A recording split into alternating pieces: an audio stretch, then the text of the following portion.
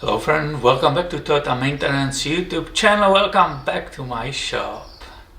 And what we got here today? 2007 Toyota Camry. This is a newbie to me. I never worked on this baby. It's a really nice one and it has approximately 150,000 miles. This was diagnosed by some other people that she needs a new alternator. Recently the battery gave up, so they bought a new battery, and then they were told, the owners, that they need a new alternator. This one, it's original OEM Toyota. You can nicely see it here. So basically we just find out, right, that in this case it lasted 150,000 miles, and what is it, 13 years of the service. So not bad, and it again confirms the quality, right, of Toyota parts. This engine is 2AZFE, and here is that new battery.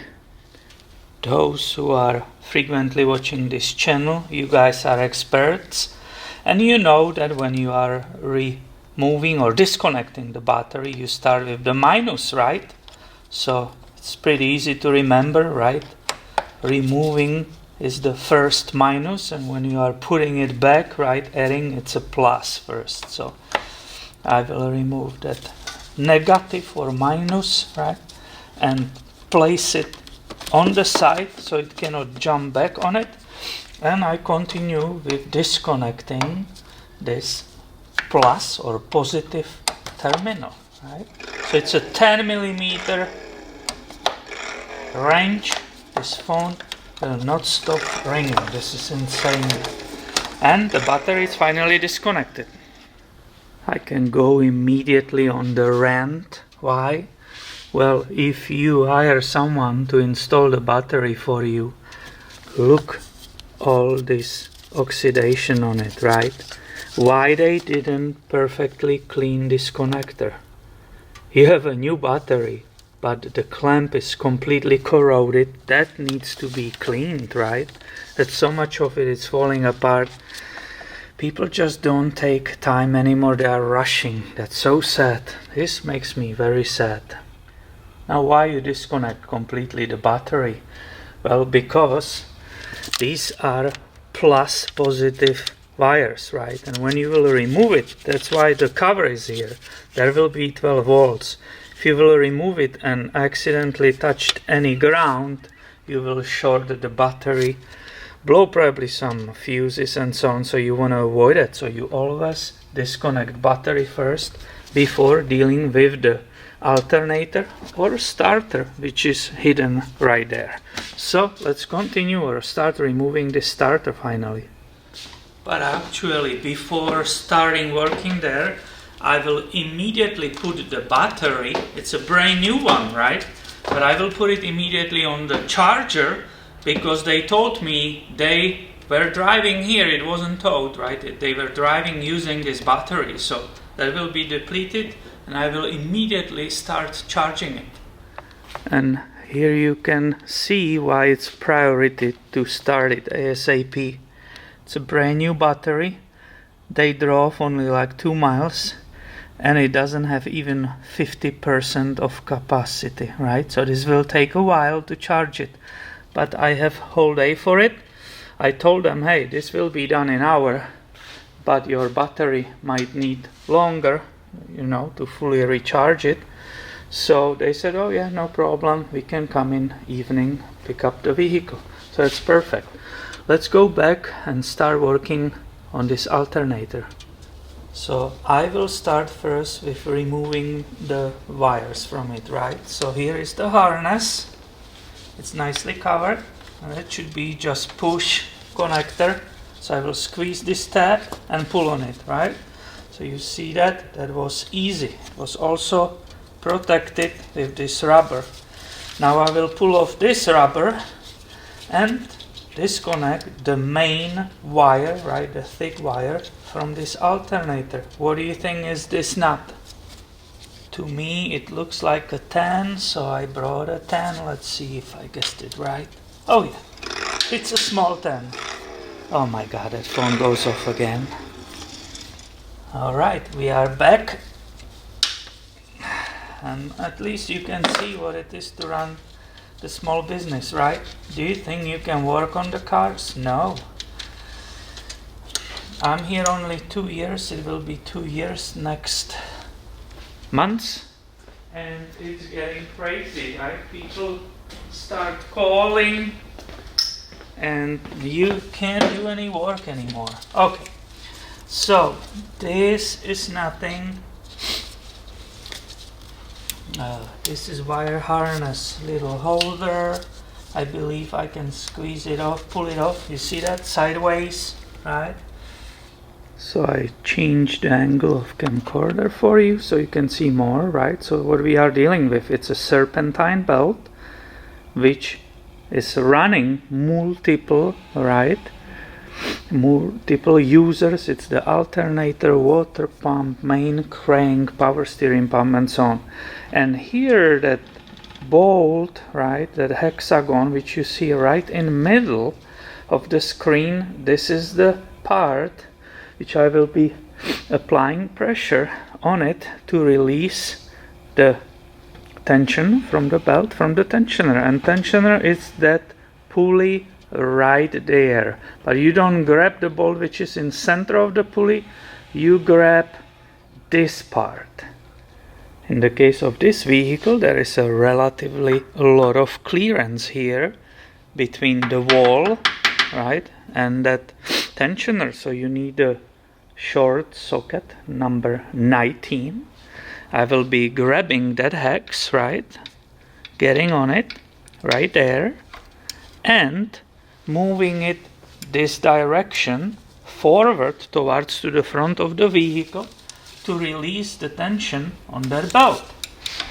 So let's see if I can do that, right? I'm just trying to show it to you on the camera. I'm moving it this way, and as you can see, right, that belt is losing the tension. Before you remove that belt, you better look how it is routed down there, right? Make a note or take a picture of it or drawing so you know how to put it back later.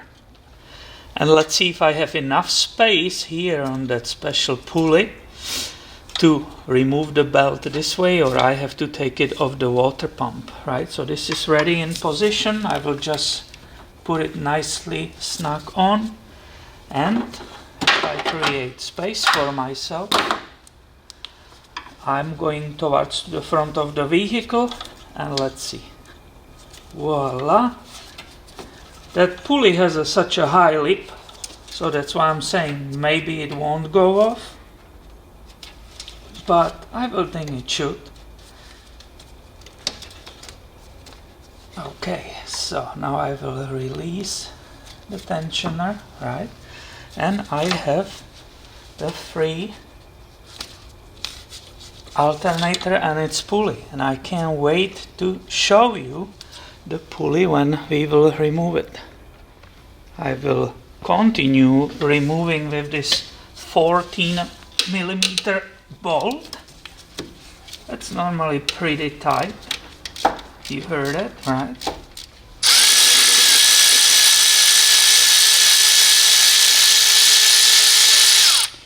I'd better use my power tools, right, if I invested money in them. So that's one of them. And there is one more, but it's underneath the alternator. It's on the bottom. The camera won't fit there, so you will have to trust me. It's right down there.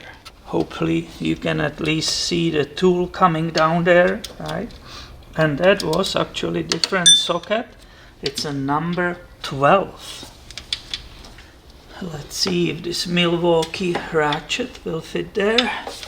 Sometimes they're just too big, right? But I think, yep, I got it. You can go too far because then I will hit the wall here and I will get the tool stuck there. Harness, I'm being careful, I don't want to rip this off, right? Just pay attention. So let's see how easy is this one to remove. Sometimes they are really stuck here. It depends. So this one moves. And you have to kind of wiggle it towards to yourself this way, right? Because it's always tight in this top mount. When you are putting it back, right, it sometimes takes a little bit of extra work because it's on purpose to be correctly aligned here with that belt, right? This part has to have a tight tolerances. So the alternator, it's perfectly positioned towards to the belt and the rest of it. Hopefully you can see the puppy is out. The alternator is on the bench, and this is what I wanted to show you.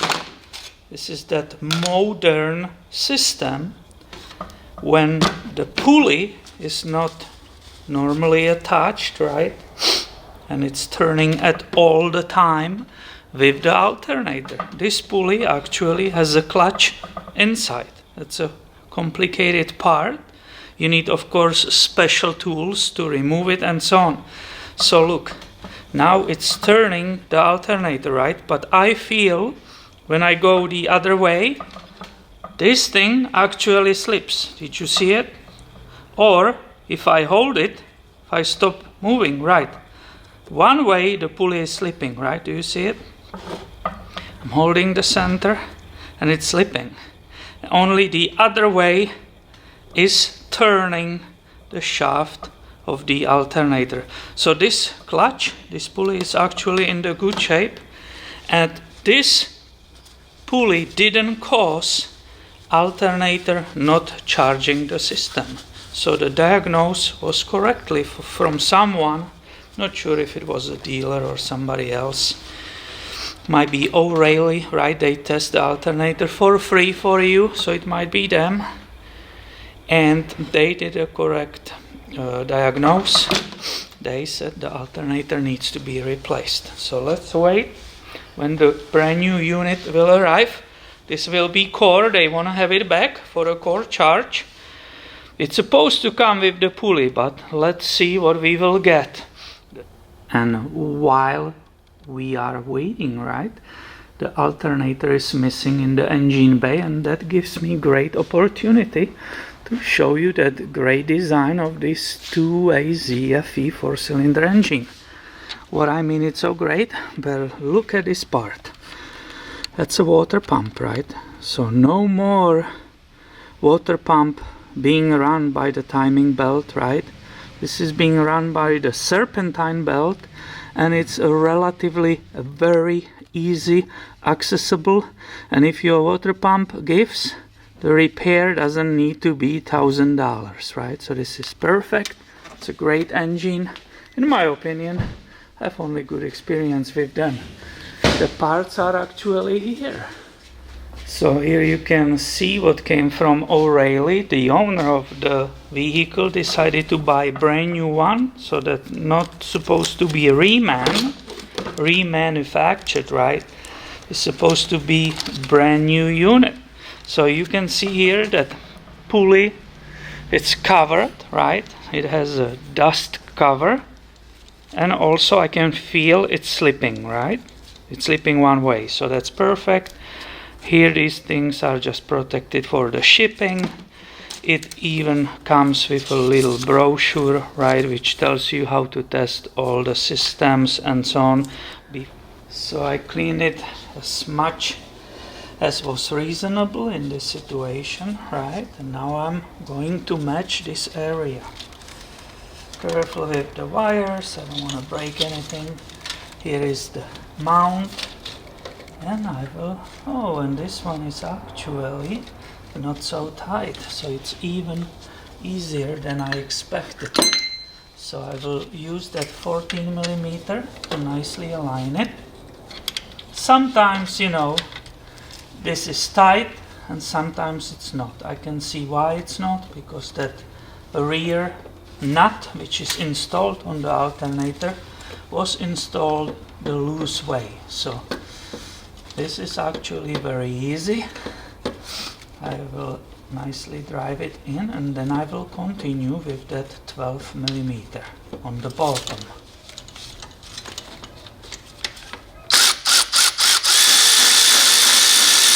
I will not tighten it all the way. First I need to put the bottom bolt.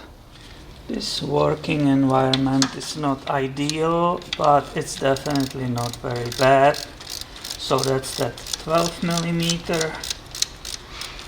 I will put it,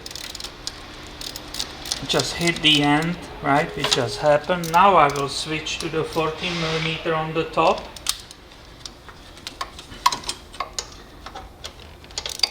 And after tightening the top, which will actually align the alternator perfectly, because I will pull this way that rear nut, which is part of the alternator. It's happening right now actually. Right. After only I will have tightened that, I will go ahead and go back to the 12 millimeter and tighten that, and that will make sure the perfect alignment, right, perpendicular to the other users, right, to the water pump, to everything else. So let's see how successful I will be putting that belt back. I have it nicely tacked in here, right, so that was good. It didn't fall off of any pulleys and so on. That was the whole purpose, not to lose that. Now we have still that ratchet on the tensioner, right, and that should give me way to slip that belt back on that pulley. And the flashlight, the light, decided to give up. I didn't push it, but with a little bit of luck and effort, he will have the belt on the pulley in a few seconds. And boom, voila, here you go. So I didn't lose it off, right? I had it nicely positioned right there. I'm checking that it's nicely on the water pump. New alternator comes with the new nut. It's always like that. So I can put it positive right on and tighten it nice and snug with the 10 millimeter. It's the same nut. This part didn't change anything. You don't want to crush it with too much pressure on it, so use the common sense, right? And cover. This is important that it's covered, that you don't touch it with any tools later, right? Shortening this positive to the body. Now here comes that clip-on connector, right? And here I removed from the old alternator this bracket. So this comes here with that little 10 millimeter nut. And basically after that I have it nicely installed and ready for another, what, 150,000 miles, hopefully. The alternator, it's perfectly installed. This is wonderful. Can we start it up and check it if it's working? No, we cannot, because as I said, they use the vehicle to drive it here without any charge. And look at that, even after 1 hour it reached only 50% of the full charge, right? Despite the fact it's brand new. They just bought it a few days ago and it was driven only like 2-3 miles here. So this will need to keep being charged. Of course, when it will be somewhere in afternoon, 5 p.m. maybe, right, I will clean these thoroughly, right? I will make sure there's not that oxidation on it with the brushes. I will put also that spray, right, which prevents this corrosion from happening. After that, I will start up the vehicle. Obviously, you can see immediately you don't have a charging light on the dashboard, right? But I will still come here with the voltmeter. While it's all hooked and running, I will touch the ends right here, right, the terminals, and I better see something like 14.5 volts, right, from the alternator, which will be charging that system. And after checking that, and only after that, I will be satisfied with this repair. So thank you for watching, and hit that subscribe button and that notification bell, right, so you don't miss any future videos. See you later, my friend.